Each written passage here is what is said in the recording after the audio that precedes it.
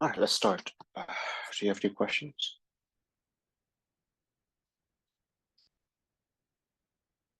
All right, so just want to confirm that we'll have classes throughout this week with no day off, right? Because of 4th of July, so we won't have any classes affected, right, by 4th of July. If I'm mistaken on this, then let me know. But as far as I know, we'll have classes as usual, okay, throughout the week.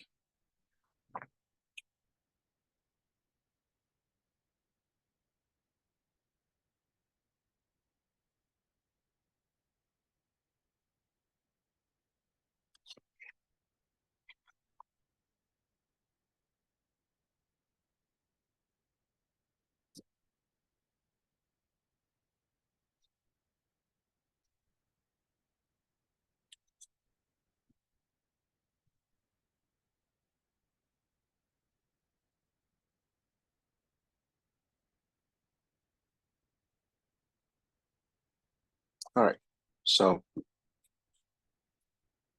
I mean, we're done with chapter 2 in terms of materials, but we can still do some more problems just to kind of,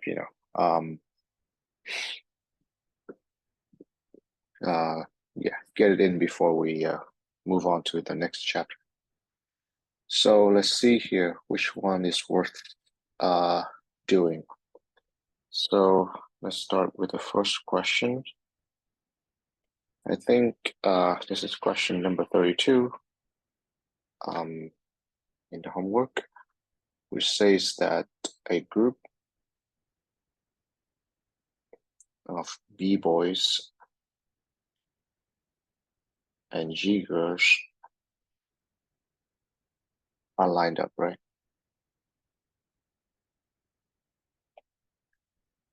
So they say each B plus G factorial permutations is equally likely.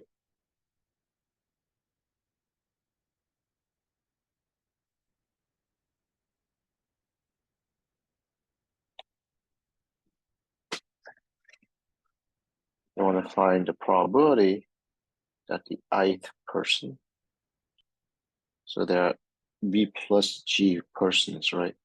So I from 1 to B plus G is a girl.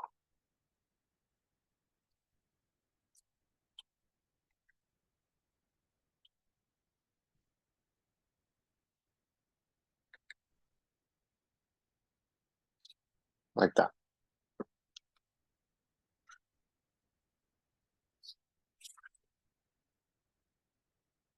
All right. So what do you think this probability is?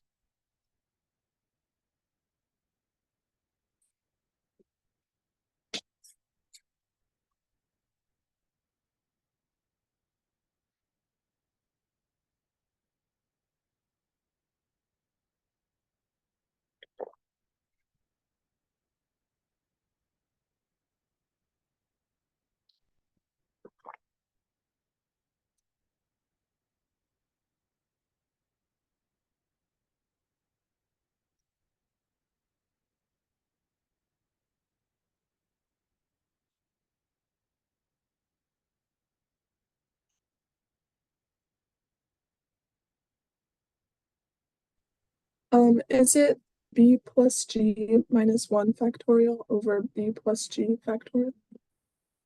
Which is really just what? 1 over B plus G, right? If I hear you correctly. Yeah. All right. So yes, right. And I think when you say factorial, there's some kind of counting argument involved. Now, which is fine, and I'll let you guys figure out how that works. As far as I'm concerned, right here, yes, I mean this is relevant somehow, but the argument here can be done more easily by. So first of all, notice, right, this answer is independent of ith. Meaning, right? Whether it's first person, second person, doesn't matter, right? Oh, by the way, hold on. No, I actually I disagree with this answer. I don't think it's 1 over b plus g. Sorry. It should not be. What should it be? Should G be in the numerator? Correct. G over b plus g. So yeah, there's something off with that counting argument, right? That was given before. Because I think it cancels to 1 over b plus g, right? So yeah, no, that's wrong. This is the answer, okay? And again, so what's the reason? The reason here is by a symmetry argument. By first of all noticing that it really doesn't matter what I is, right? First position, second position, they're all the same from this point of view. Meaning the probability that a girl is in the first position, second position, etc., are all the same. And once you realize that, then right, the number would be, exactly the ratio, right, between girl and the boys in the total sense, right? So that's the answer. I mean, you can do an argument of counting and get to here, but you have to be careful, okay? So I won't list that out. But it's more easily thought of in terms of a symmetric argument. So in the solution, I'll show you the counting argument, but the answer is this. All right, any question?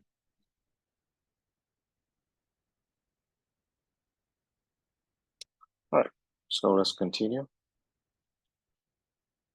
So this is question number 43, which says n people,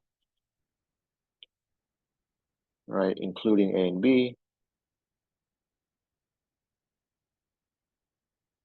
are randomly arranged in a line.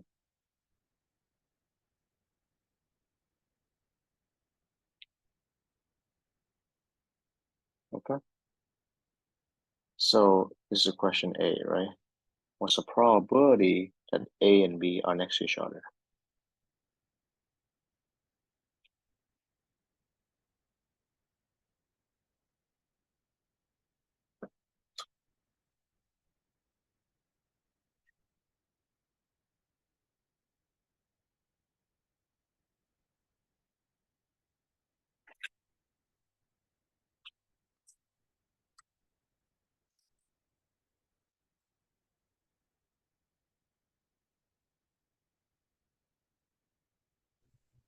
N minus 1 factorial times 2 divided by n factorial. Right, that's correct, right? We've done some problem like this before. So basically, when something are together like this, right, then you can consider them as a unit, right, as a group. So basically, there are n factorial ways to permutation, that's clear. But if you group A and B together, there's n minus 1 factorial ways, right? Because you look at A as a unit, as a group. But within that unit, right, A and B can switch places, right? So that's a 2, okay? Any question?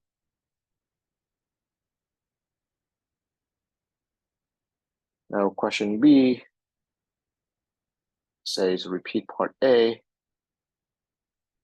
but now in a circle, right? So now, basically, n people now not arranged in a line, but arranged in a circle. Same question. What's the probability that A and B are sitting next to each other?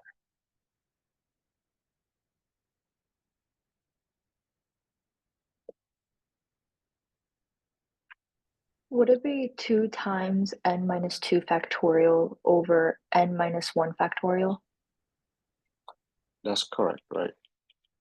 So here, how would you explain your reason? So with the previous example being in a line, you only had to subtract 1 because it might overlap possibly 1 time. But since in a circle, the two, like let's say it was a line, if you were to bend it, the 2 lines would end up connecting at one point. So you need to subtract the numerator, like factorial, and the denominator by an extra 1, if that makes sense. A little. I mean, maybe I mean, so yeah, I always have sort of like, I mean, not always, but I find arguing with a circle, sort of like, I don't know. I mean, so I think this is correct, right? But there are two things you have to pay attention to, and I'll explain. So with a circle, the way I usually try to explain things is basically try to fix a person, right? Because, you know, again, right, is that thing with a circle where, I mean, if you turn around, right, it's the same permutation. So, but the best thing is to fix a person, right? And then the other can permute around that person, right? Which is kind of, I think that's what's being said. What that means is that n minus 1 factorial, right? Possibilities for the sample space, right? So yeah, right, fix a person, pick A, then the other n minus 1 factorial people, n minus 1 persons, right, can permute among themselves using this. Then for the numerator, same thing, right? But now fix the position of A, right? Then there are two possibilities, right, for B to be next to A, either here or there, right? And then the n minus 2 factorial people can, n minus 2, right? People can have n minus 2 factorial permutations among themselves. Is that okay? So I think maybe we're saying the same thing in terms of reasons, but this is, I mean, I think fixing a person's position seems to always be my go-to way to explain things in circle. All right. Any question? Actually, I have a question about part A. Yeah. Could you solve that or like think about it as n minus 1 choose 1 over n choose 2? Like, is that What's the reason behind that? no, I don't know. That's just how I ended up thinking about it, and I don't know if is that like valid? Well, okay. So again, right, valid or not, first of all, the final answer being the same is one thing. It could be coincidence. When you write down a formula, you must have an idea in your mind what you're expressing, right? Yeah. So what is it? So you have okay. Wait, I had it in my head.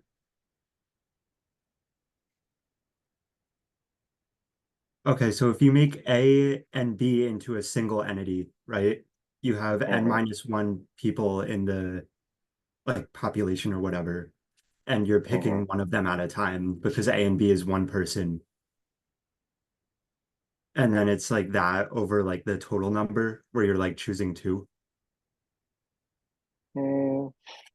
I disagree, right? Even if somehow this coincides with this as a final answer. The Okay. reason is, again, first of all, n choose 2 represents what? Number of ways you can pick two objects out of n objects, or two people out of n people. Now, in this situation, where n people are arranged in a line, how would that fit in? Why would we pick two people out of n people? First of all, I don't see that in the Oh. notation. Yeah, I guess that's okay. Same thing here, right? What do we mean by we pick one person or one unit out of n minus 1 unit? When we group A and B together, right? We're not picking things out of n objects. I mean, maybe I'm missing something here, but for me, you just arrange objects in the line. Why are you selecting stuff? Right? That's my question, right? So the interpretation is off, or I don't see why. Again, Okay. right? Because the reasoning has to be universal. Yeah. I mean, for example, I mean, how would your argument apply to a circle? Because, well, in a circle you also pick 2 and 1, right? And then clearly, right, that's not a valid reasoning because it doesn't take into account a line versus a circle. Okay. All right. All right, thank you. Sure. One more thing I want to point out, right, is that when you give an abstract answer like this, you want to check like the edge case. For example, when n equals to 2, right? let's say with A, then the probability A and B are next to each other should be 1, right? To be expected. Now, is that true? When you plug in 2, right, you got 2 factorial here, right? And 2 over 2 factorial is 1, so that's correct, right? However, right, notice that when you in a circle, it's also should be expected that when A equals to 2, right? Where when there's only A and B, the answer is 1, right? But if you plug in 2 here, notice what is the answer? 0 factorial, right? 0 factorial actually is 1, right? 0 factorial is 1, that's true.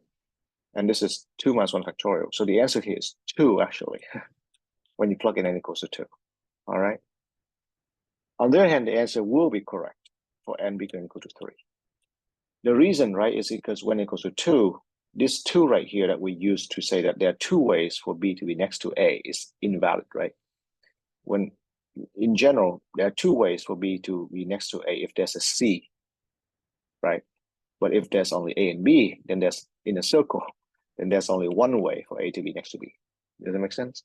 So again, a minor thing, you may or may not notice it, but here the argument is only valid for n equal to 3, right? Basically, the formula is not universal, but just so you know. Is that okay? Cool. All right, so last question, I guess.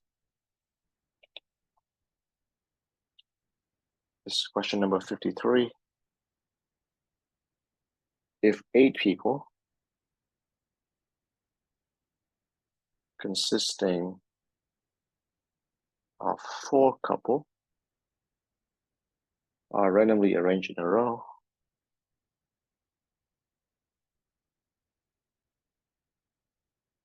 what's the probability that no person is next to their partner?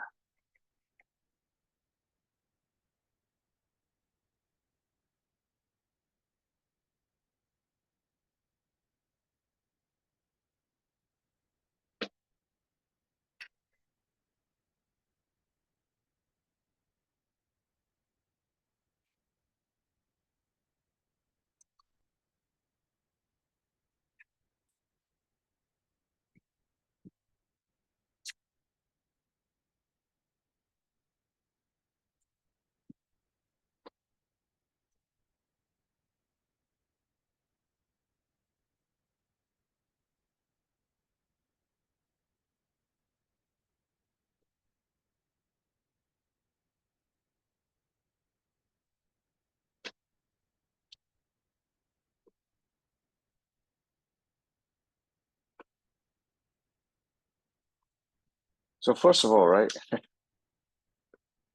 do you expect a, I don't know, let me call straightforward answer, what that means, right, for this question? Like a single formula we'll write down.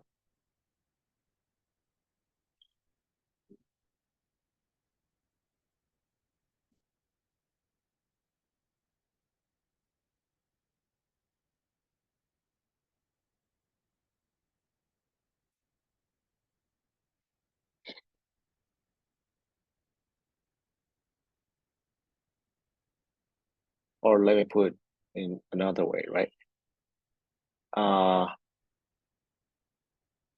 If you have to write down a probability concerning 4 couple, which one is the, let's say, the quote unquote easiest probability you can write down right now?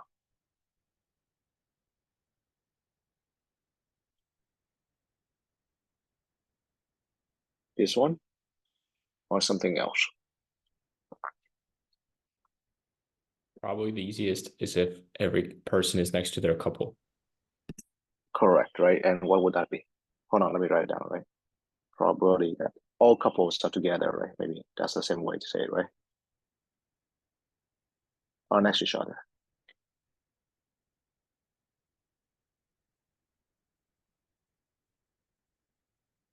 And what's the answer here?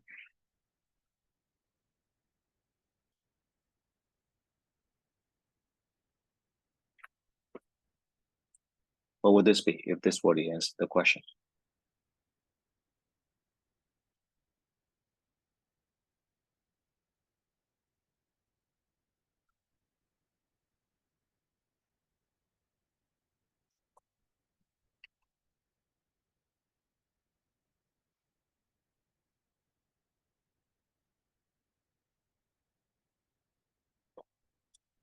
The answer is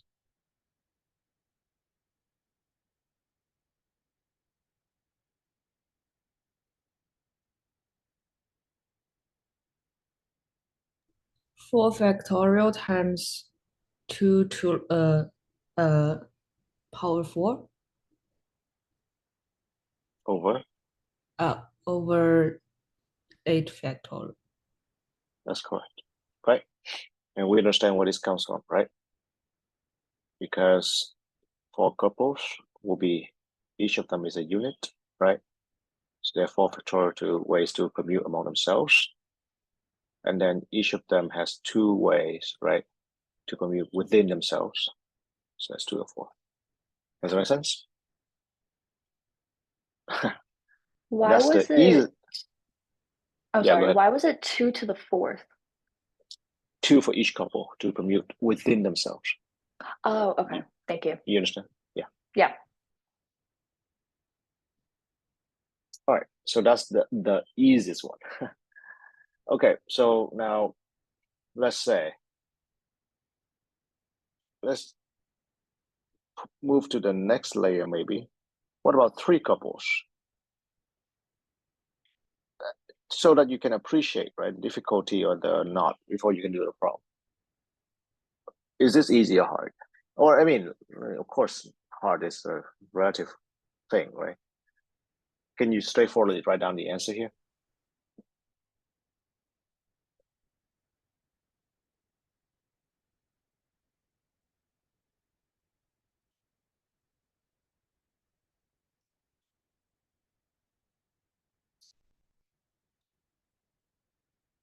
So the answer seems to be a little bit awkward, right? Because you have 3 couples as a unit. You can control them. You can move them around according to this way.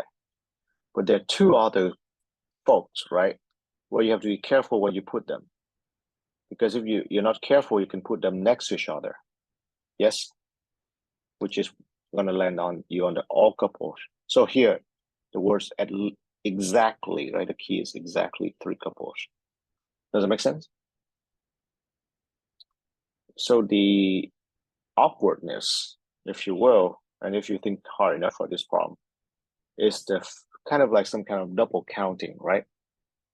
Because if you line up 3 couples, the remaining 2, if you're not careful and not you separate them out in your counting, you can put them together. Does it make sense? And then that will be actually 4 couples, all couples, right? So whenever you have double counting and things like that, what are you thinking of?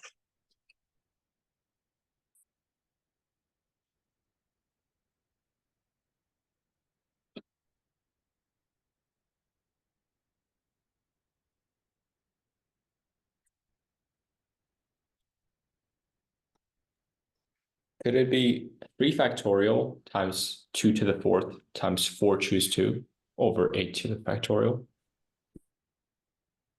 Maybe, I'm not so sure. What I'm saying, right, is that I don't believe this formula can be arrived at, let's say, quickly. I mean, what you say is right, right? But are you sure that same approach can be applied to no person? So what I'm trying to point out, right, is that maybe there's a formula here. I'm not so sure. Okay. But the point is that the difficulty moving from here to here is some sort of double counting. Do we agree? And I'm not gonna address your answer because I haven't thought about this particular question. What I'm saying is if your answer does not take into account double counting, right? And you know what I mean by double counting here, in the sense that you have 3 couples, but you accidentally put the other 2 next to each other. Yes. Then I would say that your answer may not be correct. Okay. So in your counting, you have to explain to me why double counting is excluded.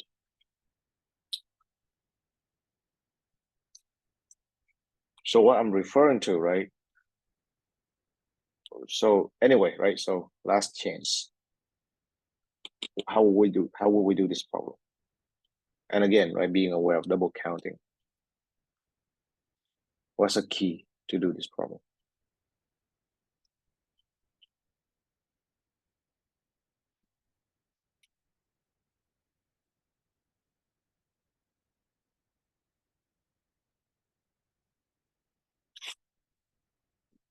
the key is inclusion-exclusion formula. All right. And notice that this question is very much like the hat problem. All right, remember the hat problem? That's an important problem to remember, okay? The reason, right, is basically no person is next to each other, next to their partner. The complement of that, right? You should also think of complement here. Is 1 minus probability at least one person, sorry, at least one couple, right? Is next to their partner. Yes. So all in all, what are we approaching? We're approaching this very similar to the hat problem by saying let E1, E2, etc. right? Be what event? Events that the ith couple, right? Next to each other. Is that okay? And what probability are we after?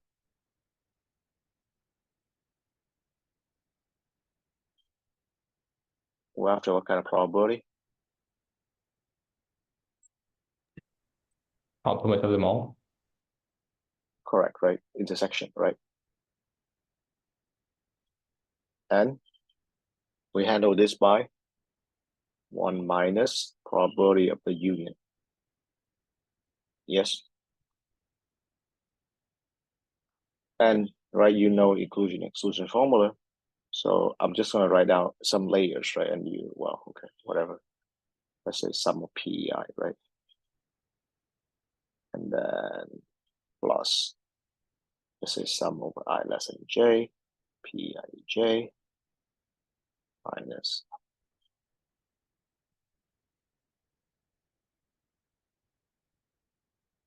and finally, right, add.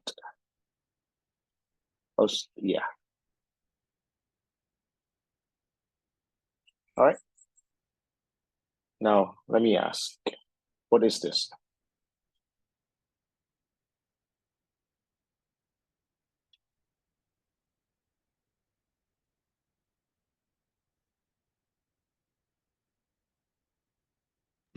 The probability Doesn't of that, sorry, doesn't Yeah. that make up like for double counting? You mean what I'm writing down right here? Or yeah, oh yeah, no, of course. I'm just asking what is this? Yeah, of course. The whole point of inclusion exclusion formula is gonna make up for double counting, right? That's exactly what it does. That's why I say when I say there's double counting involved, you should think of inclusion exclusion. I guess that's what I'm trying to say. But yeah, of course it's built in, right? But what I'm asking is what is this expression? And the answer should be this one right here, right? Agree?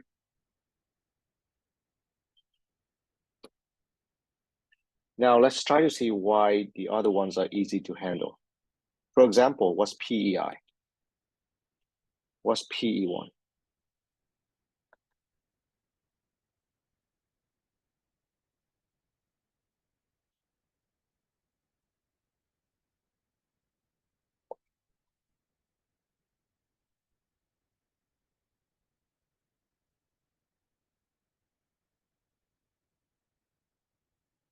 What's the probability the first couple is next to each other?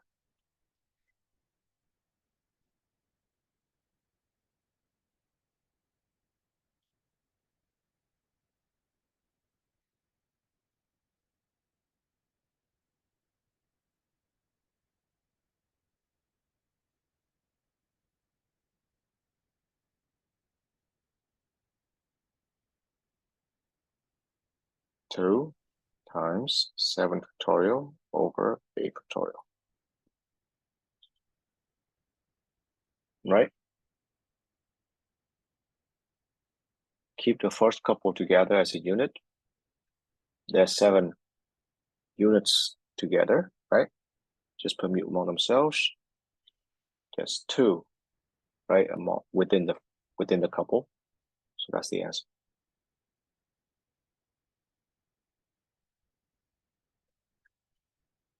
So you understand what's going on, right?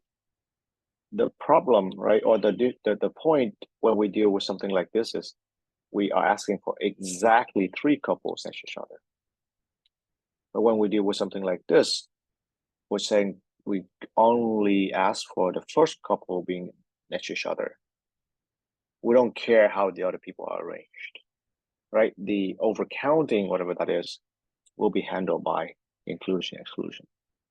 So that's why it makes it, let's say, possible to do this problem with inclusion, exclusion. If you try to do exactly 3 couples, then I guess eventually you'll have to dial back to some sort of inclusion, exclusion, where you subtract away the double counting anyway. You understand?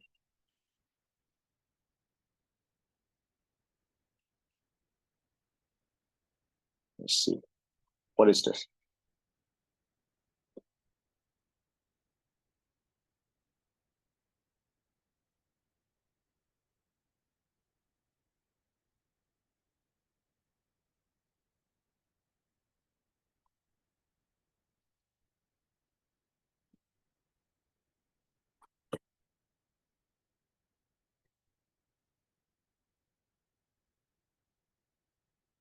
Two square, 5 factorial, 8 factorial. Yes.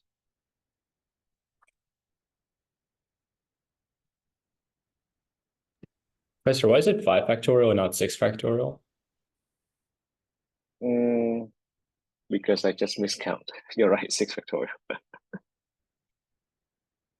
Yeah, correct. Right, the 2 couples, right, together as 2 units with the 4 remaining, so 6 units together, right, 6 factorial.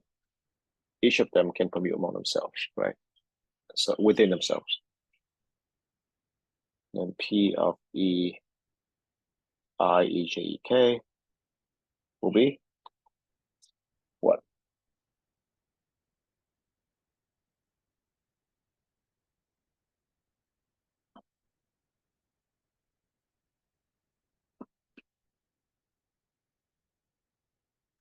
Two cube, right?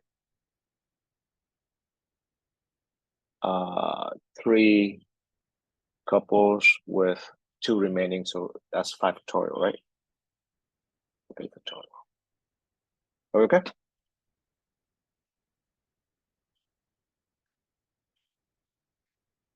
Any question?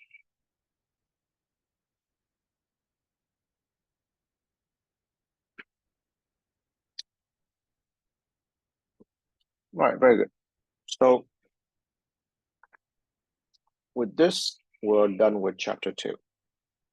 And chapter 2, as you can see, I guess besides inclusion, exclusion, right, or some kind of union of events, intersection events, it's very much still combinatorics in flavor, and a lot of challenges, right? There is combinatorics. Not that combinatorics is not important, okay? I emphasize that combinatorics is very important, and you have to know combinatorics in this class to this extent. But what I'm saying is, in the more like a broader point of view, we haven't done much probability yet, all right? We have done probability, but the tools are mostly combinatorics. So we have done more combinatorics than probability, okay? Except for a problem like this, for example. But, you know, to be fair, right, inclusion and exclusion is also a principle in combinatorics anyway. But coming to chapter 3, the concepts here will be uniquely, all right, uniquely probability, which is conditional probability and independence. And just so you know, right, notice the order of things. Independence is not introduced until chapter 3. And we have done a bunch of problems, right, in chapter 2, calculating probability of this and that. And so again, emphasizing that independence is not something that we throw in casually into a problem, or we say, well, I just know that this thing's independent, blah, blah, blah. That's sort of a little bit nonsense, you understand? Like, you build the assumption in somehow, and equally likely events is, as far as I'm concerned, a more robust assumption to build in than independence. whenever you throw independence in, either that you're given it by some higher authority like me or the problems, or you have to be very careful and stay it in somehow, right? Which is your research, your own work. Basically, in this class, don't assume this unless, right, you're told to do so. Anyway, let's start with 3.2. Not much about 3.1 anyway, so. Well, let's start with a definition. Let E and F be two events. All right. We require P of F to be positive. The reason this is just to be careful because you could have event of 0 probability, which is, you know, rare in your case, but technically speaking, there are events. There are non-empty events with probability 0. Okay, we're not gonna bother, but let's just put that there to be rigorous. Then the following P of E condition on F. So this is in English probability of event E condition on event F or E given F. All right. Both are very common. I mean, the textbook tends to probably say E given F, but E condition on F is the same thing. And I may add that you could safely say happened. The word happened here refers to F. All right. So I'll explain. But for now, this is just the way you read this expression. E with vertical line F, all right? E condition F will be P of the intersection divided by P of F. All right. So right off the bat,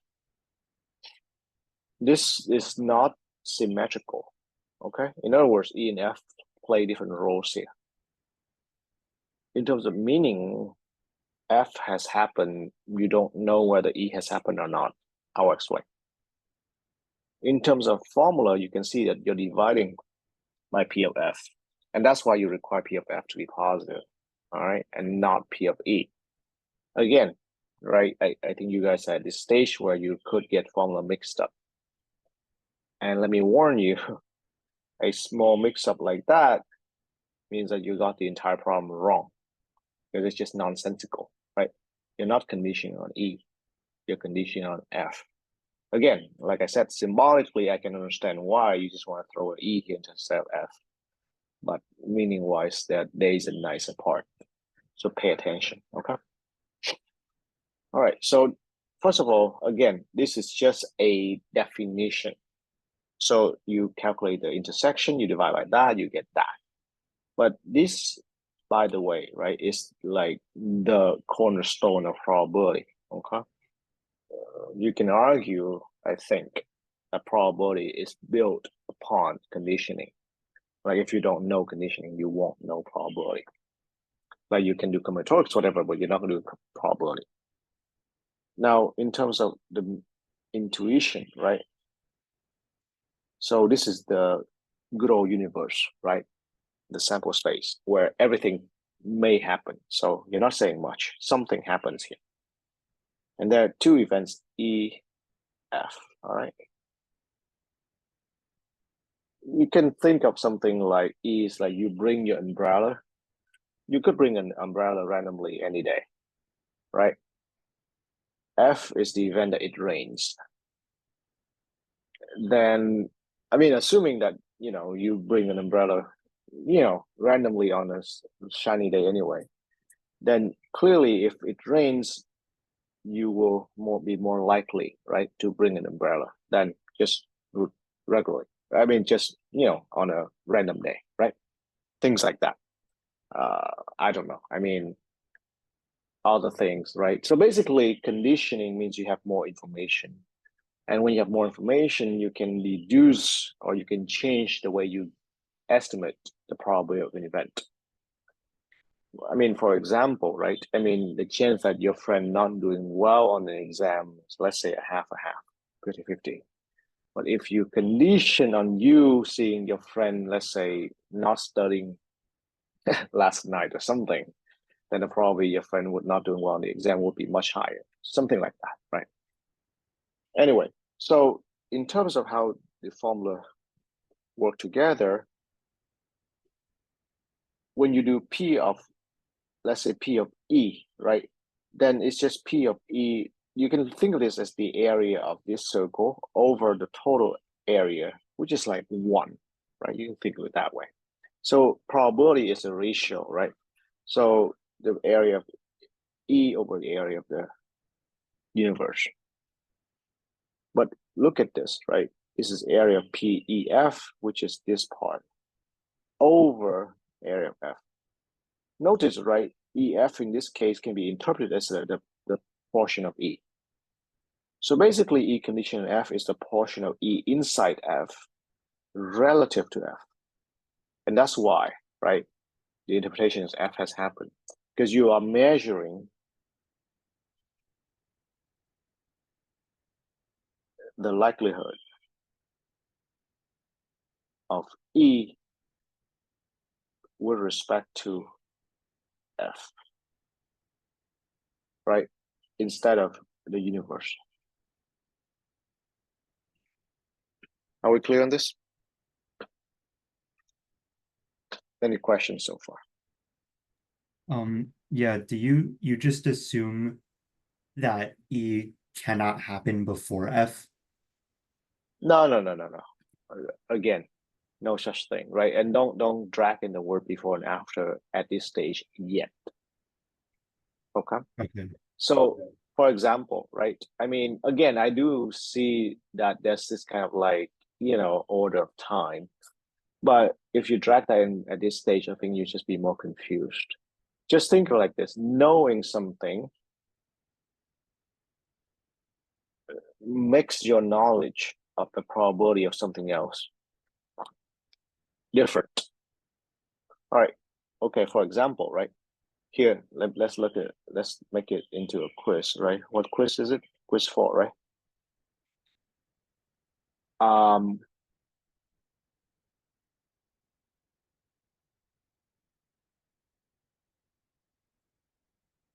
Let me give you a very trivial example for now, and then we'll change. So let me do an example first, and then we'll do a quiz later. Let's say you toss, right, a pair of dice, right? Now, what's the probability that the toss of the first die, right? Toss is going to be 6. What's that probability? Assume equally likely, right? Everything equally likely. What's the answer? 1/6. All right. Now, what's the probability that the first dice is 6? Condition the sum is equal to 5.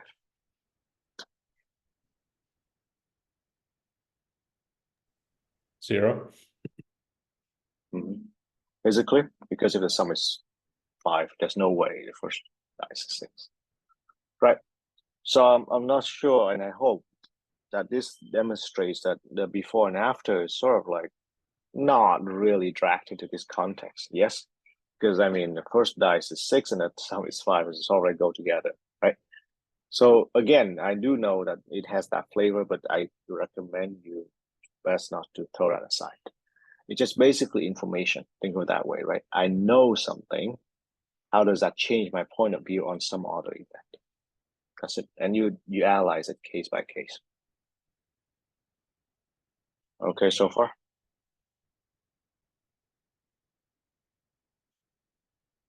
All right, so now let's try a quiz. Again, right, let's use this example for now. What's the probability that, right,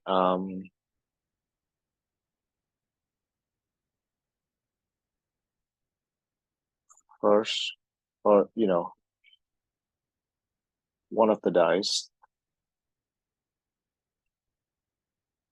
is a 1, condition of sum equals to 5. Again, right? Everything equally likely. And right now, don't try to take any shortcut. Use the formula, okay? Shortcut thinking, whatever, can be used later on, but right now, I highly not recommend it. Just go through the routine.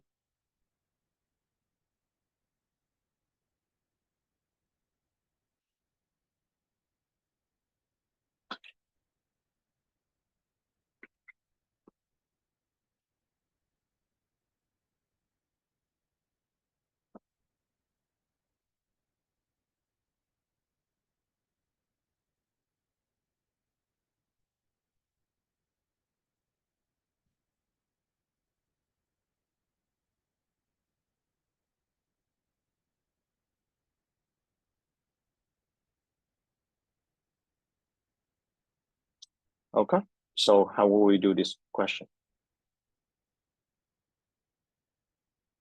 What should be the denominator be?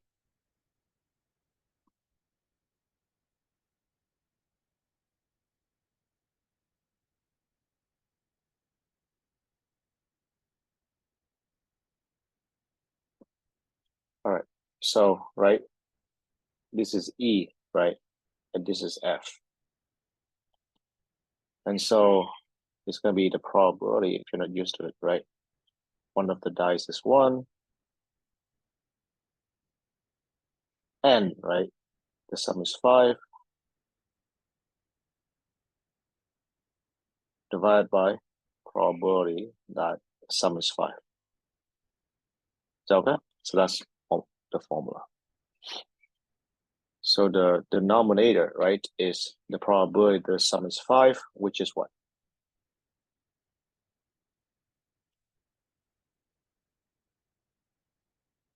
How many ways can we get a 5 out of a row of 2 dice?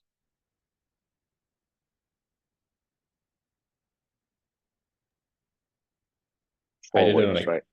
yeah. So, yeah. So it's 4 over 36. Okay. Now, how many ways can we get a sum of 1? Sorry, sum of 5, and one of the dice is 1 in a row of dice.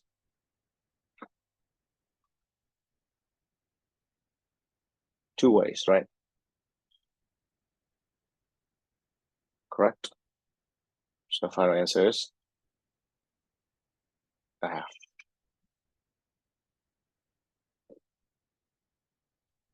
Okay, so far.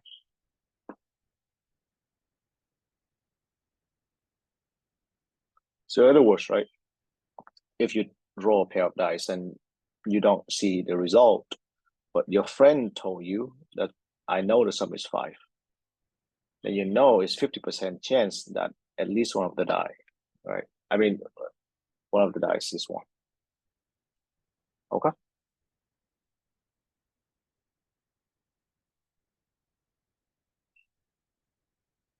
Now, I mean, again, just to demonstrate how this is changed, right? Regularly, without conditioning, what's the probability one of the dice throws 1? What is this answer?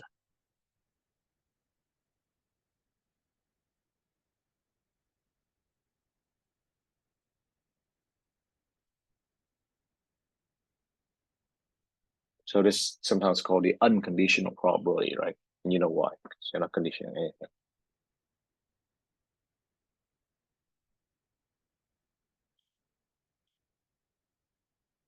One third. Are we sure? Is there a double counting there? There's 6 ways, right? Each, but 1 is counted twice, right? Or am I wrong? So, right, it's 1, etc., right? 6 ways. And then there's 6 ways. But here you double count 1, right? So isn't it 11 over 36? Am I wrong?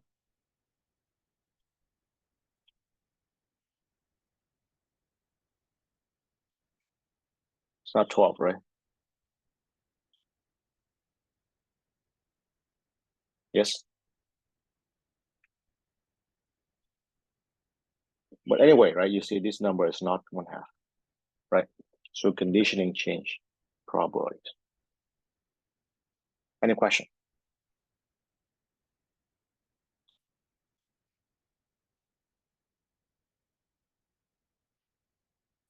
All right, so, oh, sorry, this is quiz 4, right? Quiz 5. So a coin is flipped.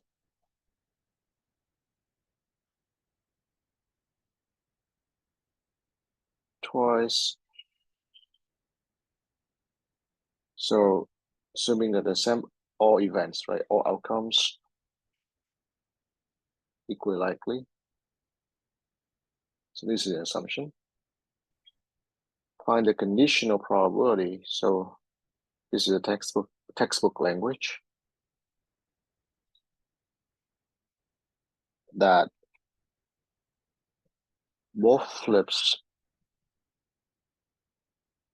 are heads, given that A, first flip is head.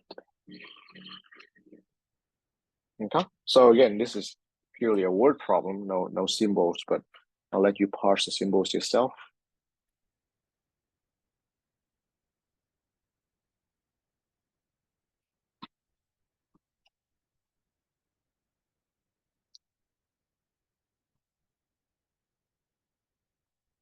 First flip, not first lip.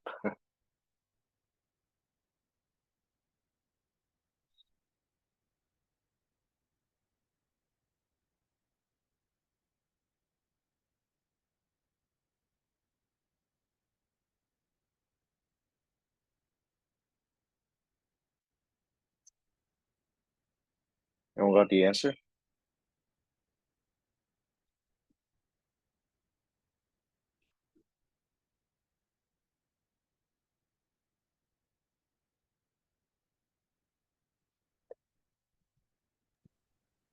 Again, right? You should get out of the habit of like running things through your head. I don't know. A lot of times you just have to rewrite things down. So this is probably a head, right? Condition on head dot. I mean, again, this is my notation, right? Meaning, right, head and then whatever, right? First one is head. You can use other notation for yourself, right? I mean, totally acceptable way to do this is head condition on head union head tail, right? Because that's exactly what it means to be first flip is head. All right, so what's the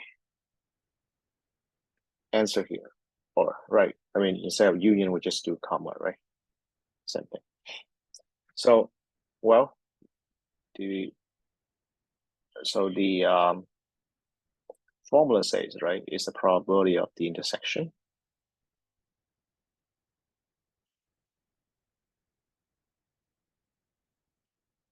divided by probability of what your condition on. Yes. And of course, right, this is just head, right?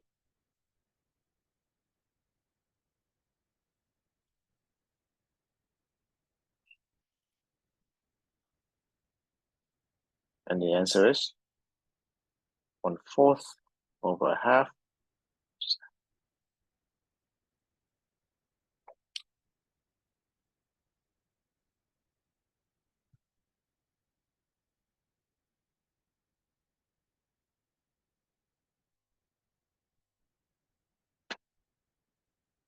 All right. Any question? Wait, sorry, how did you get, like, in the numerator, you got rid of the head tails in the intersection? Yeah, because head intersect with head tail is head, right? Okay. I mean, that's what they have in common. I mean, head-head, technically speaking, is this kind of thing. Right?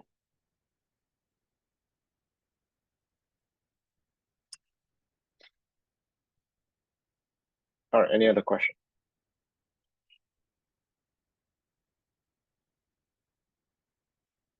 All right, so B, so it's still find the probability, find the conditional probability both flips are heads, given that, so for B, at least one flip is head.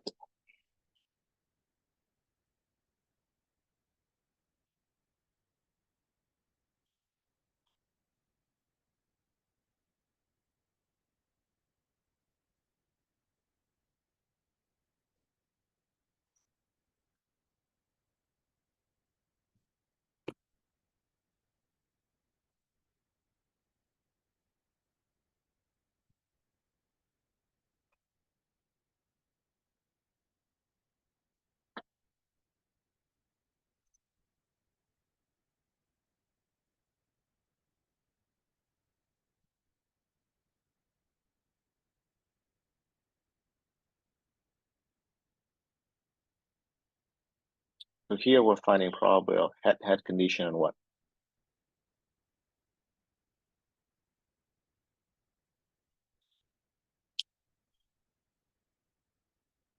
Head-head, head-tail, tail-head, right? That's condition on given that, right? Okay. And then, right, it's the same way.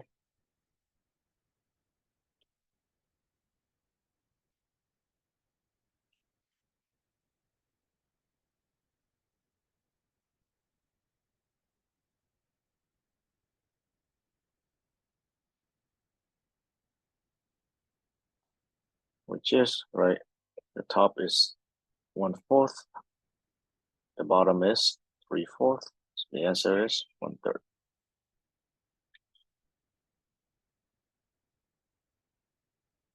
Okay.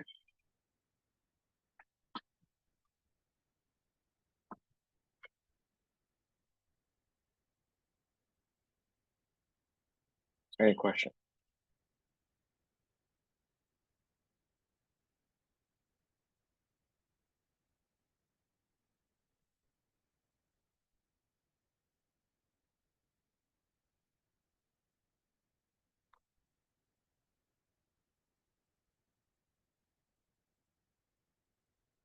All right, so the next one, right? So this is just some example of, right, calculating conditional probability by definition.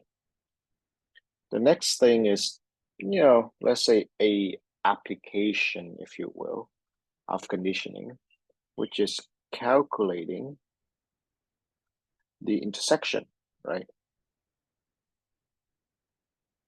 of the probable intersection using conditioning. Okay. So the short formula is the following. So suppose, right, you have by definition, right, like this. Then if you reverse the formula, then you have PEF is P of E condition on F times PF. Like that. Okay. So then notice here, right? So what does it say?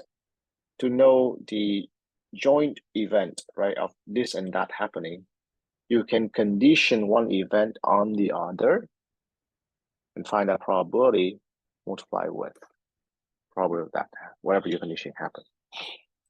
Okay. So several remarks here, and probably it's best done with examples, things like that. But the first question you should ask is, why in the world do we bother, right? And the answer is generally we bother because somehow this approach is easier than this. Again, or it gives you an alternative. And you wonder why this is easier.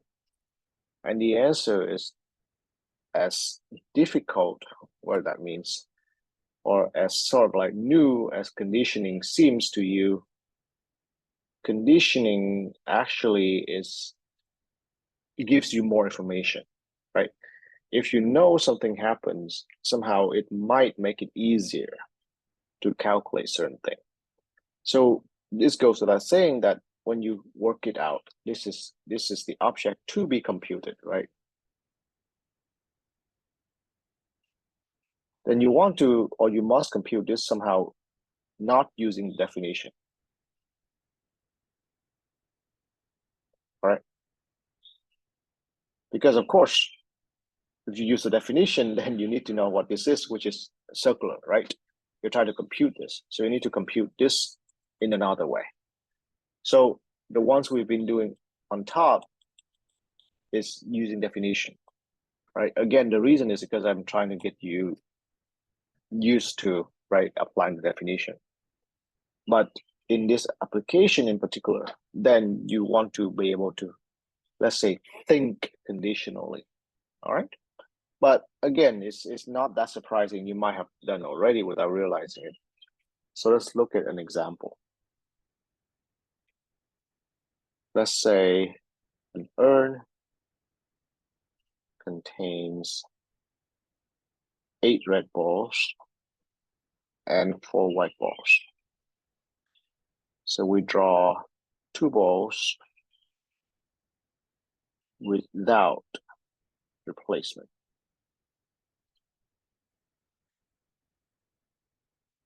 Okay. So again, assume everything equally likely.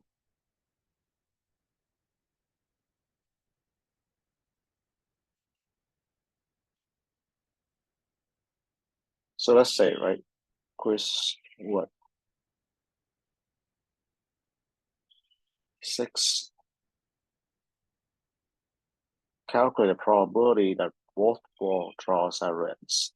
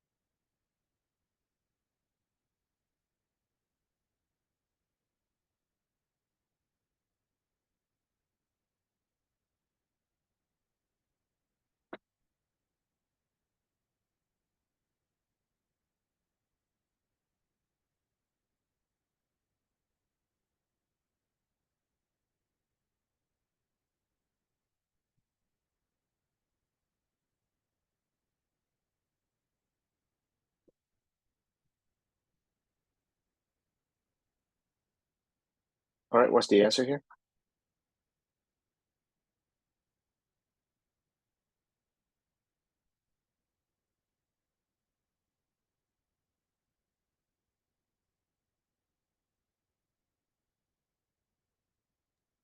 Eight twelfths times 7/11.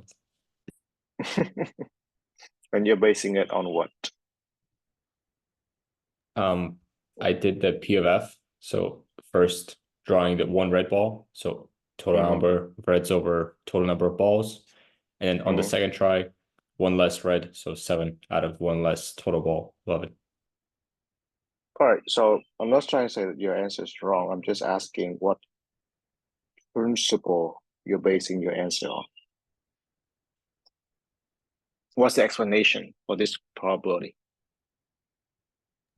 Conditioning? Yeah, okay, good. Conditioning is the right answer. Because if you ever say the word independence, then that's completely wrong, right? But conditioning is right. But first of all, right, this is not the answer I'm expecting, but which is fine, which is usually the natural answer students come up with anyway. But right, notice, what should we do?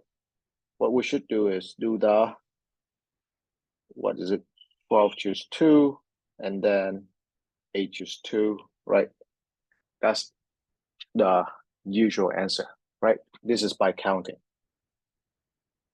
correct? Now, what is this answer though? This answer, right, is the following. So basically, both reds, so right, let's denote it as first one is red and second one is red, right? Now, notice this is a joint event. So if you want to try things around, you can say what's the probability that I draw the second one as red, condition on the first one as red, times P of R1, right? That's this. Now, P of R1 is red, everything equally likely is A over 12, right? So that's clear. Now, the part where you think conditionally is, suppose that you already picked the first ball as red. What does that mean? Well, because you draw everything, you draw without replacement, that means the composition of your balls in the urn is 7 red and 4 white, right?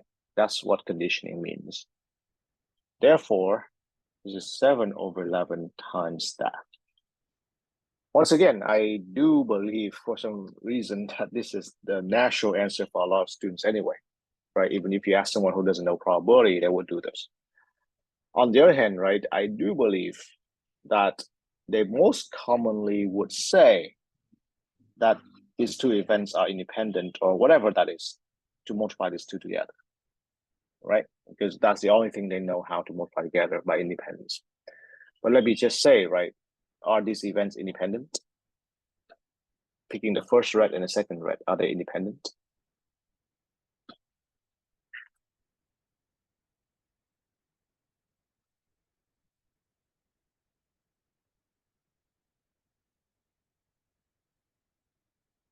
No, because the first one influences the second one. I think so, right? And again, when we deal with independence, right, later on, we'll revisit this from, if will not, remind me. But let me just say right now, probably not, right? And you see, that's exactly the tricky thing about independence. And again, I just repeatedly warn you about this because I guarantee you someone's going to try to pull this on the exam, whatever. The reason is the easiest thing to say, and it's usually the wrong thing to say, right?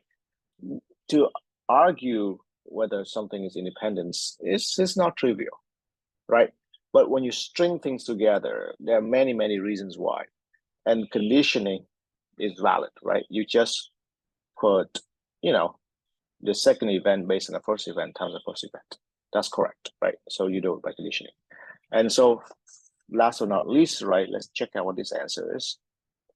That's 8 times 7 over 2 divided by 12 times 11 over 2, right? Which, you know, after simplification is 8 over 12 times 711. So, right, clearly counting gives you the same answer as conditioning, which of course, right, must be the case. And in some way, this is why I kind of favor counting for now, because it's more elementary. But right, of course, eventually when we get used to things, this is valid as long as you're aware that you're doing conditioning, right? All right, any question?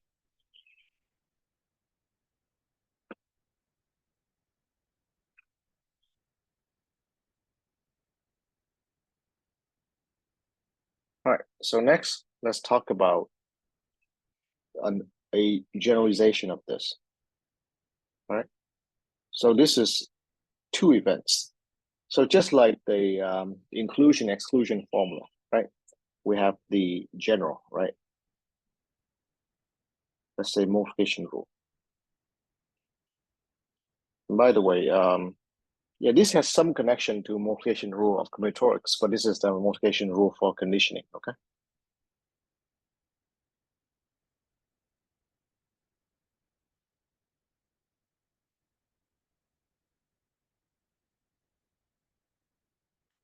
And it's like this. So instead of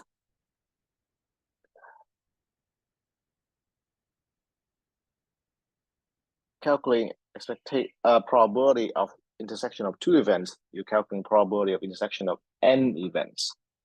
All right. So again, right, just compare to this, right? This is the inclusion exclusion formula for n events, right? Whatever. So that's what we're trying to do here. And what is it? Well, the idea is you just, direction, you can do what, these are all symmetric, but you can think of this as time. So you take the last event and you condition on all previous ones. All right. And then multiply with the probability of all previous ones happening. By the way, right, when I write like this, dot here, this intersection, right? Okay, so far. So that's just good old, right? Conditioning, right? Take one event, condition on the rest, multiply with the probability. But you can continue, right, with this.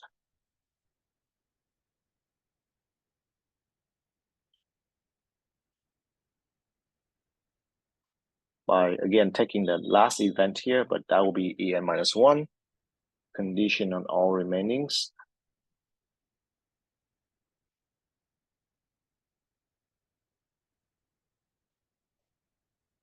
Times the remaining. And so on and so forth, right? So you see the net result is what? You got en condition on e1 to en minus 1, and en minus 1 condition en e1,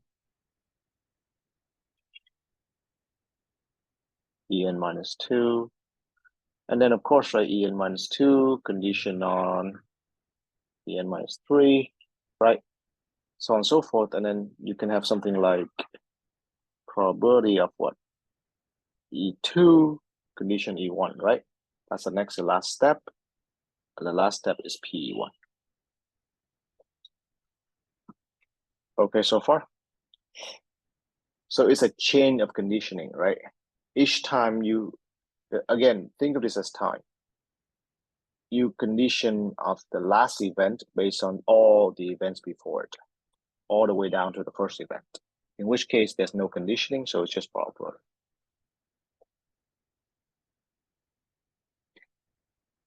Any question?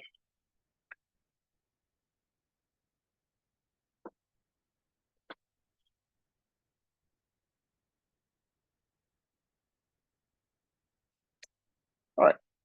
So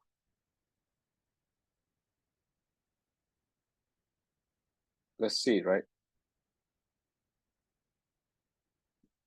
You may wonder where in the world or when in the world you have to use, right, such a complicated formula, whatever that means, right? Well, the answer is more often than you think, right? You just have to really be open to it because, right, like inclusion, exclusion, I want to bet that a lot of you don't think of it as a first choice. Well, maybe, but it turns out, you see, for certain problems, it's the only way you can do a problem, right? So you have to use it. You have to be open to it. Same thing here. Let me tell you that, for example, right, in stochastic processes, this is like the thing. The reason is because, right, you can, in stochastic process, you could look at things as moving in time, then, right, you basically condition on previous events, blah, blah. So yeah, this is the formula. But let's demonstrate, right, with another example that's a little bit more familiar to you, which is the hat problem again, right?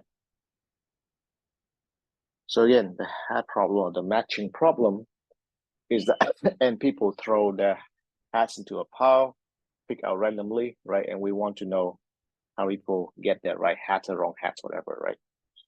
Let's say N people, right? But let's say now I want to know the probability of exactly K people getting their right hats.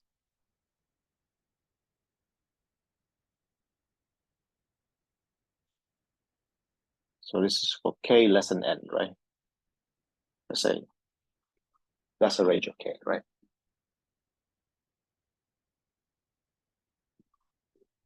So again, try to think of this from many points of view, from many tools.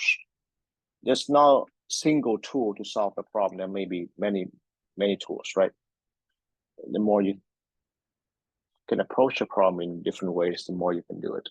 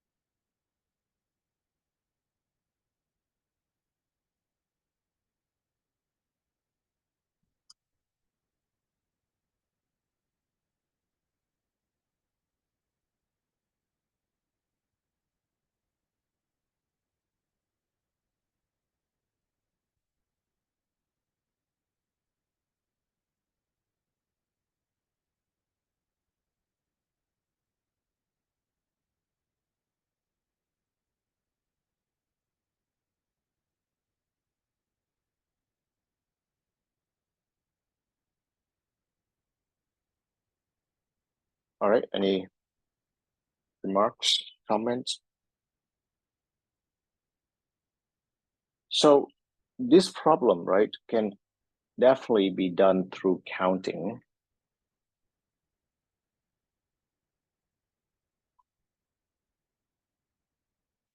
How so? So basically, you can do it by counting. Again, I'm not going to elaborate because we're going to do it in a different way. You can do it by counting by, first of all, right? So first of all, do remember that we know how to, let's say, count.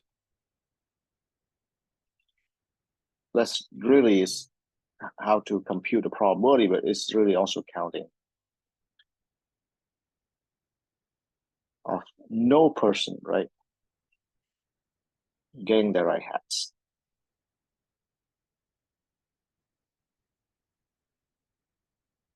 Okay, so I'll just say open parenthesis counting. So you have to kind of see how, right? Because probability is count, right, over the total number of samples, sample size, sample space, right? So what I'm trying to say count here is the numerator of the probability. So let's say among n people, right?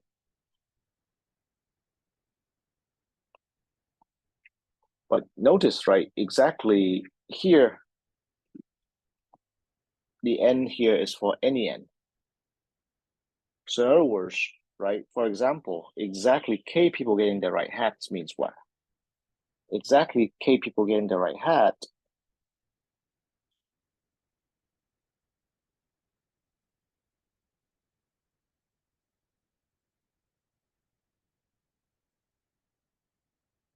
means that k, right, whatever k, right, you choose k among the n, you know, to have the right hats, have the match, and then the remaining n minus k must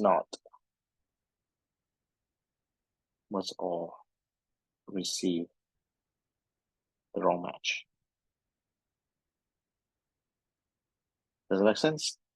So basically, if you have to do this through counting, then you already know how to count the, let's say the number of ways for n people not to have a match, not to have any match, right? For any n. So in this case, you can apply that way to n minus k, right? Which is what is this problem asking. And then you just have to choose k among the n people to have a match. So what I'm saying, right, let me say, for example, is let's say 1, 2, etc. up to n, right? Suppose you want to have first k people having a match. Then there's only one way for this to happen. Let's say if among the 1 to k to have a match. And then the remaining n minus k here, right, is the original non-matching problem, right, with n minus k people. Okay, so that's counting. And again, right, that's not new. I'm just saying that this problem can be done using the counting technique. But here, right, what we want to do is to, what we want to do here is to do this through conditioning.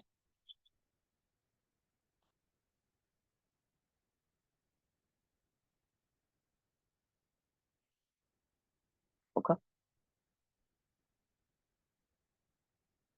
So again, we will still focus on k people among the n, because right, it's n choose k people with the same kind of probability. So let's say 1 to k people, right? So we want to, let's say, choose or fix, right, a subset of k people, all right, among n people.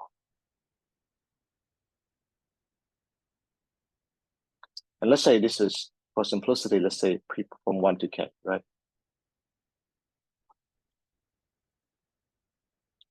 And if you let E, right, be the event that these k people, these particular k people, have a match, right?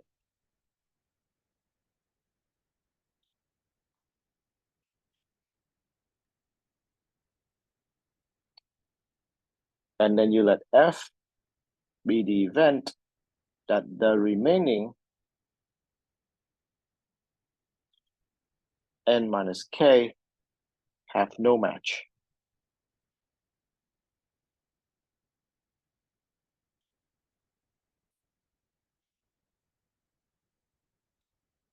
Then the event we're looking for, right, exactly k match,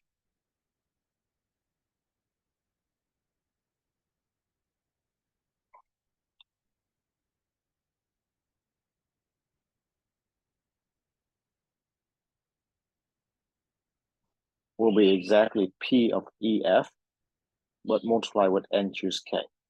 Because right here, we're just focusing our event on exactly k persons in the group. Okay, so far? So basically, right, we have phrased the problem in terms of an intersection event.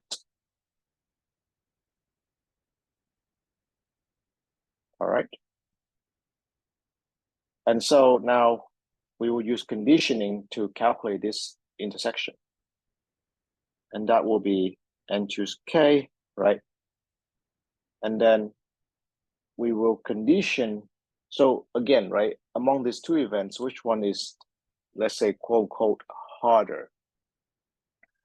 The harder event to calculate is this one, right? Harder in the sense that it's the, inclusion exclusion formula, right? That approach that we need to use. So because it's the harder one, or we know how to do this, we will condition F on E times P. All right. Again, right, pay attention to the order here. This is F condition on E times P. Because this, right, condition on E right here is exactly what I was trying to draw the picture here.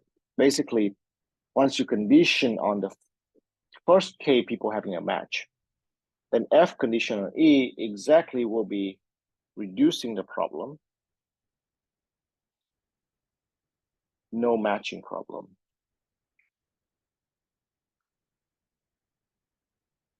With N minus K people. Okay, so far?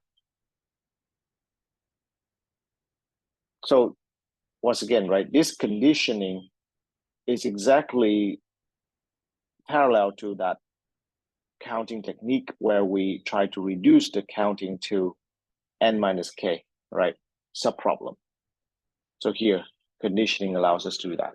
Notice, right, for example, if you just consider PF only, meaning that the remaining N minus K have no match, then it's not easy to calculate this because you only say that the N minus K people have no match. You have not stated what should happen to the first K people. Right, when you do PF, you just dictate what happens to N minus K people. But the first K can either have a match or not. In which case, right, it's going to be sort of like hard to calculate. But when you condition on these K people have a match, then the problem, right, will reduce to just the subproblem of the hat problem with N minus K people. All right. So that's the first thing. Second is how to calculate PE. PE is again, right, the probability, right, that the first K people, let's say, right, pick their right hats. Right.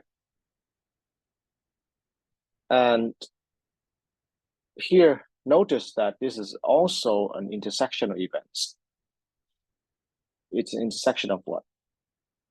It's an intersection of the first person getting the right hat, second person, etc., up to the K person getting the right hat. Right. So here, Fi is the event that the ith person getting the right hats.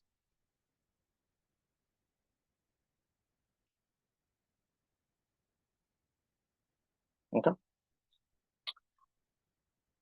And here, right, you're in the context of the intersection of more than two events, right? You're in the intersection of K events. And so, well, what do?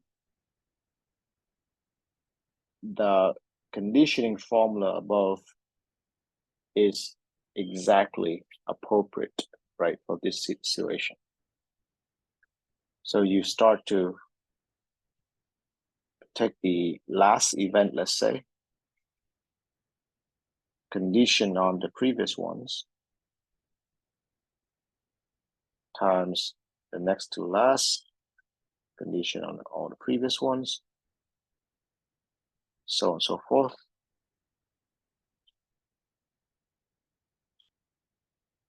P of F2, condition F1, times P of F1. All right. So let's see if we follow, right? First of all, any question before we continue?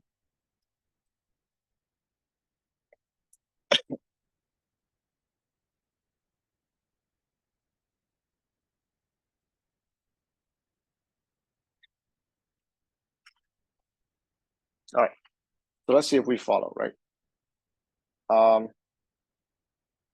What's P of F1 right here?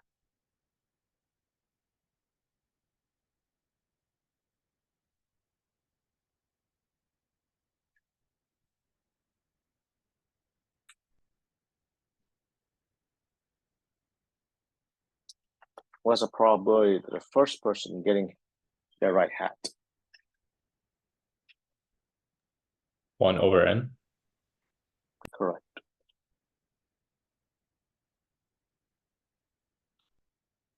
Then what about this? What's the probability the second person getting the right hat?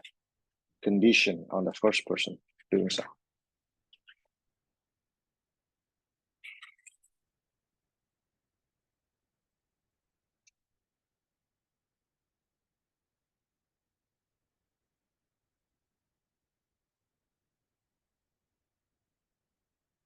What's the answer here?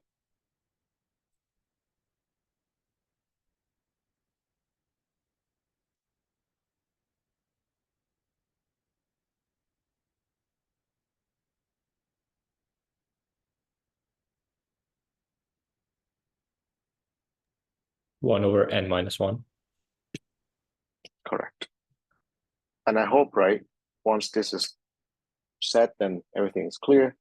For example, right, what is this? This will be 1 over n minus k. 1, the k minus 1, right?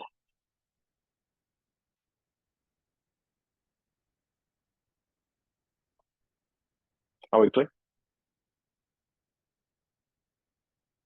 Professor, did you mean to write 1 over n minus 2? Or is that n minus 1? Oh, you know what? Sorry, I just didn't focus. Yeah, thank you. Yes. Because, right, only one person getting the right hat, so 1 out of the sample. Okay, right. So again, I'm not gonna elaborate on all the details, especially for something like reducing this problem to n minus k, right? What I'm trying to point out is that this problem, right, finding exactly k match, can be done by conditioning, right? And what does conditioning do? Okay, that's more of a key question to ask rather than focusing on particular details. What conditioning does is it sort of fixes, right, the result of certain side of the problem, which allows you to consider less scenario. Okay. Again, for example, if F is the event that n minus k people have no match, F itself actually is pretty hard to calculate because F does not specify what happens with the first k people. But F condition on E does, because it's already say that the first k have a match. Therefore, you don't have to worry about the first k anymore. And you just have to worry about the remaining, right, n minus k people. And then that's the original hat problem. Same thing here, right? When you look at F2 alone, if you look at all these together, that is, let's say, not easy to think about because the first person and the second person, etc., and a k person must have, right, all the hats match. But when you condition, right, on what happens with among the rest of the people, then suddenly it becomes easy because, right, then now you just have to deal with individual event, knowing that some of the other ones have already been taken care of. So you just take them out of the calculation, right? If the first person has already got his right hat, then you don't have to worry about him, right? And it's just effectively look at n minus 1 remaining people. All right, are we okay on this?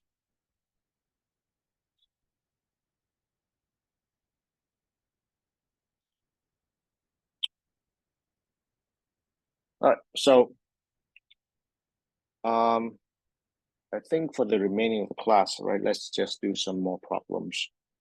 This one, right, is probably one of the harder example.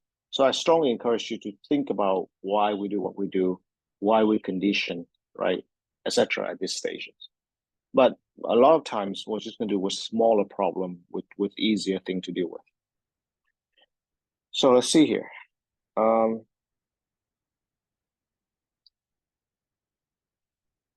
quiz 8.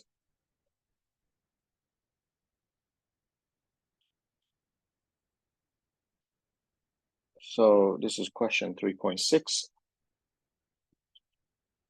An urn containing 12 balls, of which 8 are white.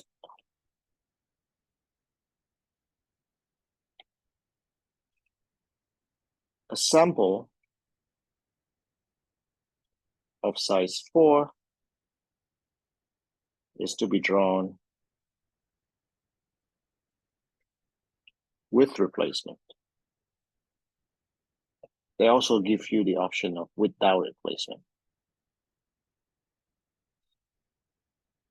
All right.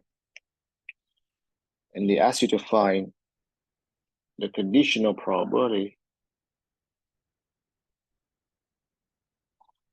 in each case that the first and the third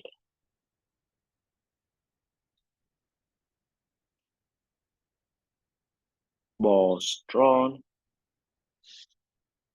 are white, given that the sample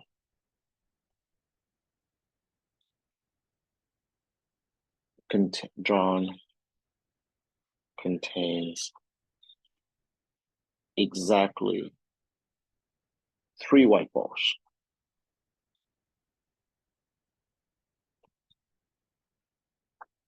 All right, so probably the last question we'll be doing for the day. So the point, right, is you have an urn containing so many white balls, right? But there are two questions here really. You either draw 4 balls with or without replacement. And notice, right, this will change the way you calculate probability.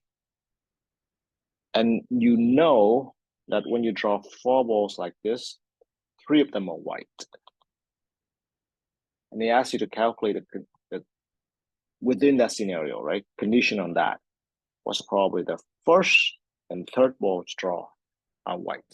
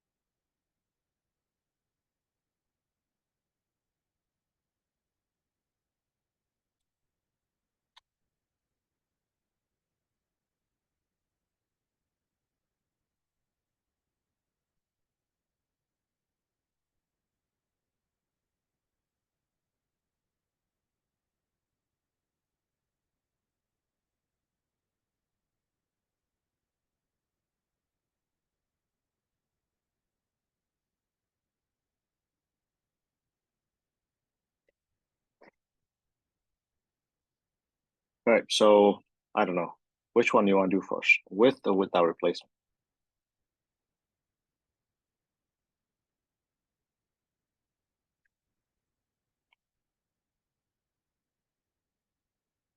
Let's say with replacement first.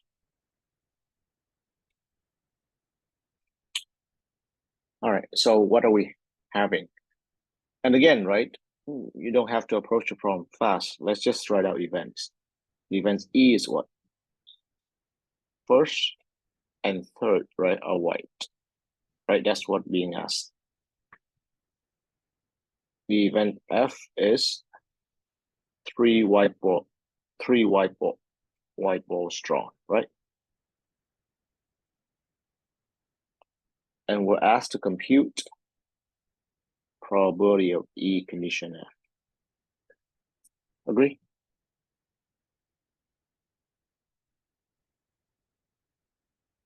And so formula says this is P of EF divided P of F.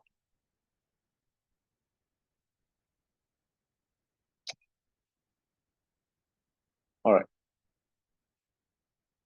So let's say, right? What's P of F?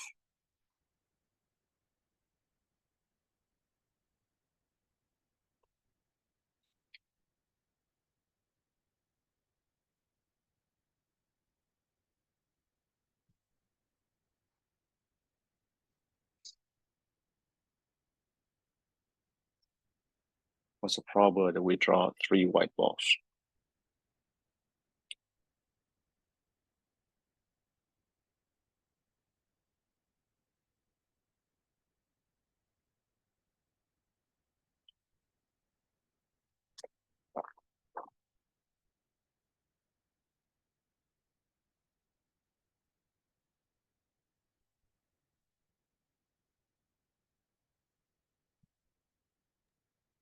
Four times 8 choose 3 over 12 choose 4. 1 second. 4 times 8 choose 3, you said? Divided Yes. by? 12 choose 4. All right. So can you explain the 4 times 8 choose 3? Part. I mean, 8 choose 3 is out of 8 whites, you choose 3 whites, right? What does a Mhm. 4? What does a 4 do? The 4 non-white ones. Oh, yeah. Okay, you're right, right. So out of um the you choose the remaining one out of the 4. Yeah, thank you. I somehow missed that. That's correct. Okay. Now then, what is P of EF?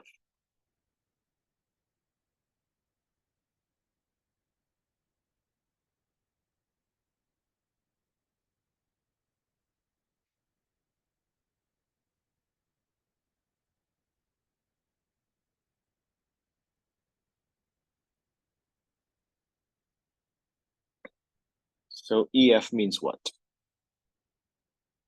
EF means that you know that the first and the third balls are white already, and you want to still look at 3 white balls draw.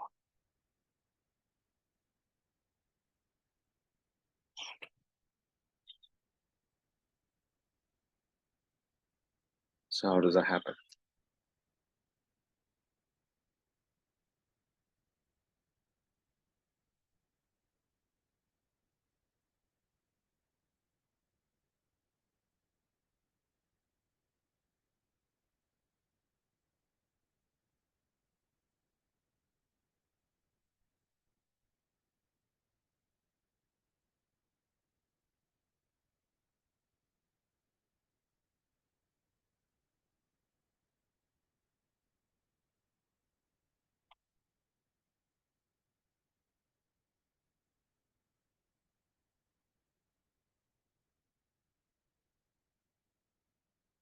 So out of the remaining 6 white balls, right?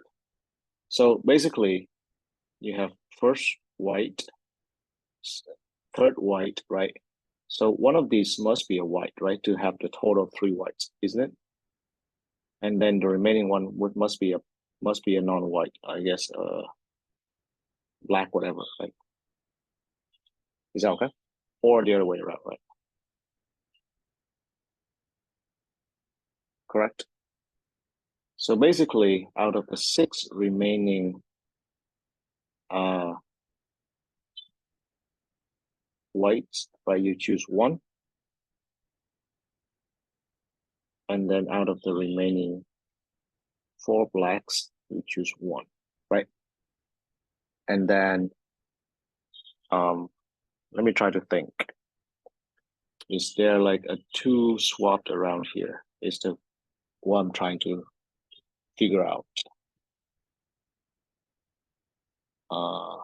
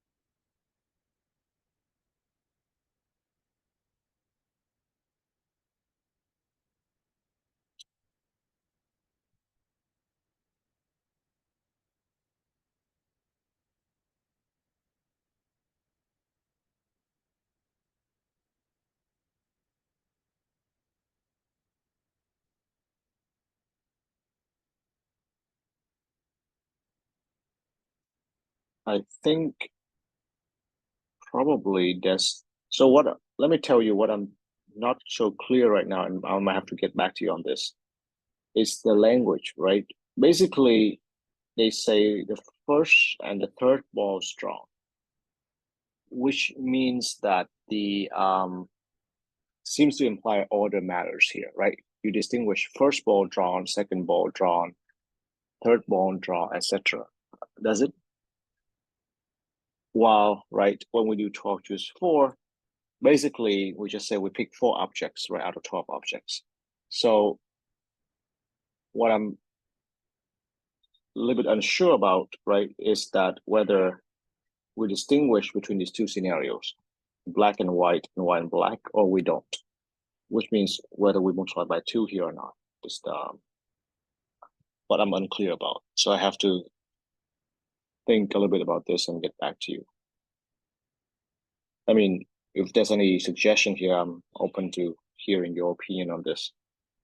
But right now, I'm not so sure if there's multiply by 2 here or not. Wait, where does 6 choose 1, 4 choose 1 stem? Oh, because, right? So what is EF? EF means you drawn 3 white balls and the first and the third are white. Yes. So those are given. Those are part of the information.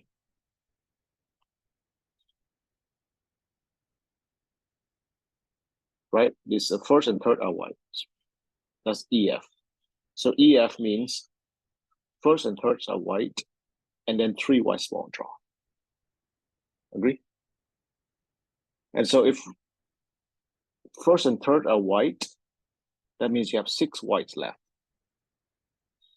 out of which you must pick one of them be white to have 3 white balls. And the remaining 4, right? You have to pick one, so that is the other color. Is that clear?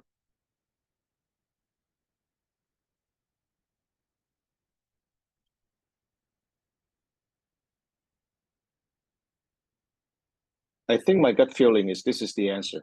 I don't think there's a multiply by 2, but I have to kind of think a little bit and then get back to you.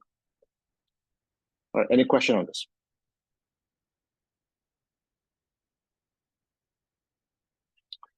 All right, so without replacement,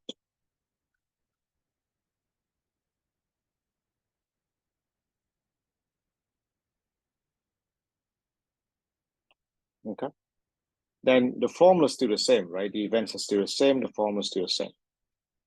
But what's the probability here? What's P of F? Without replacement. This one's easier, right?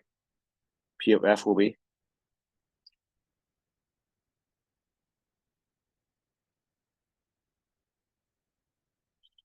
oh, sorry. I guess I mixed things up, right? This calculation is without replacement. Right? You just keep put things in. This is with replacement. So you put things back into the bag after you pick them out. So with replacement, what's the probability of picking 3 white balls?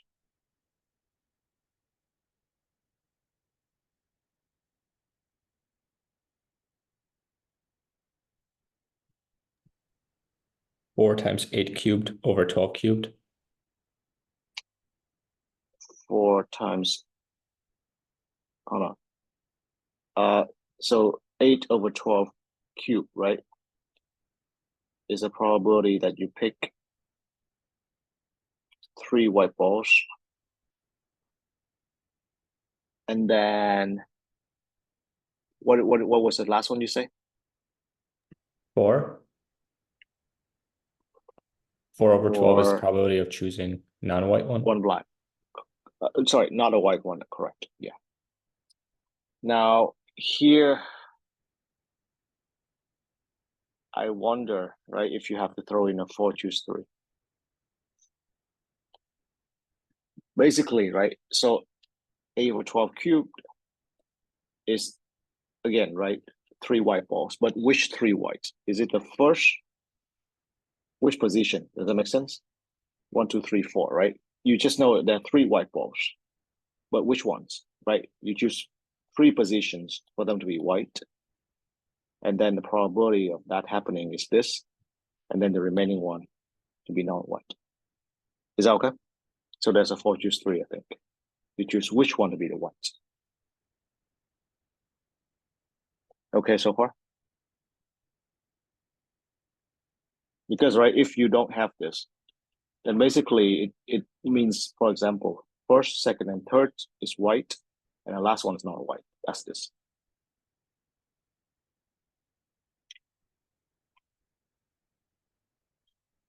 Well, PEF.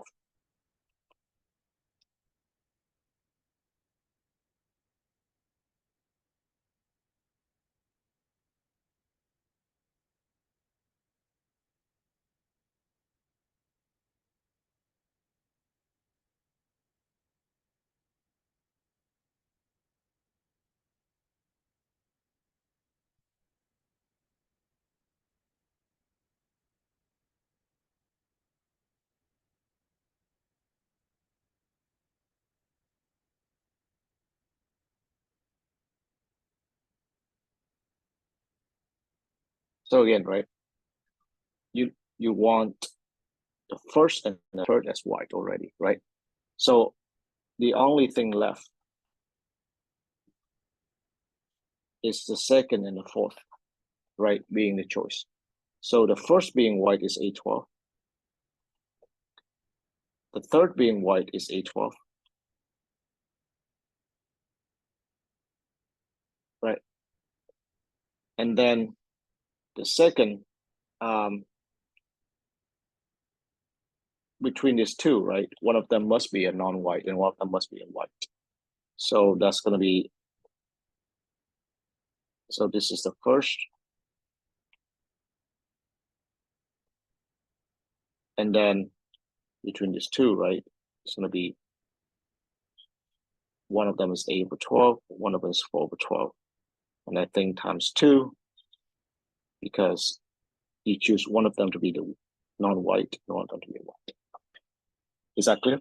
So here, right, the position is clear because you do with replacement, so you can specify, for example, I want the first position to be a white, the third position to be a white, and then either one of the 2 out of 4 to be a white, and the other one to be a non-white.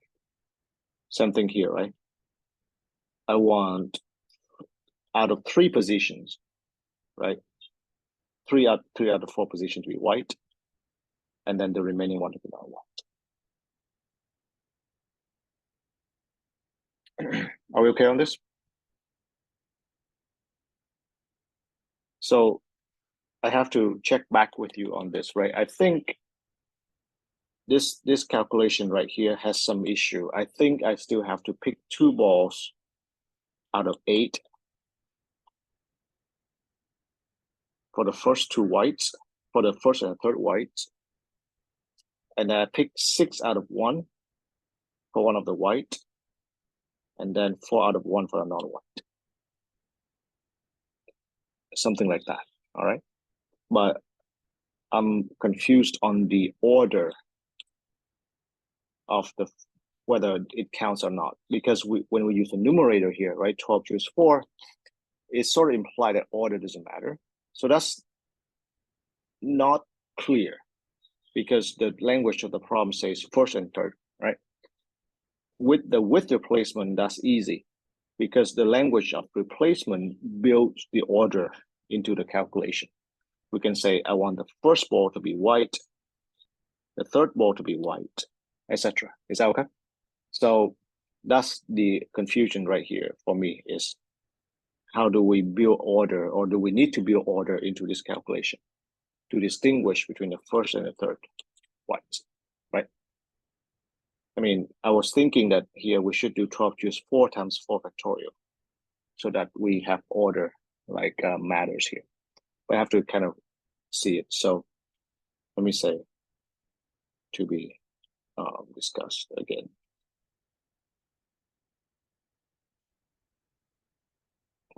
Wednesday. All right. Any question?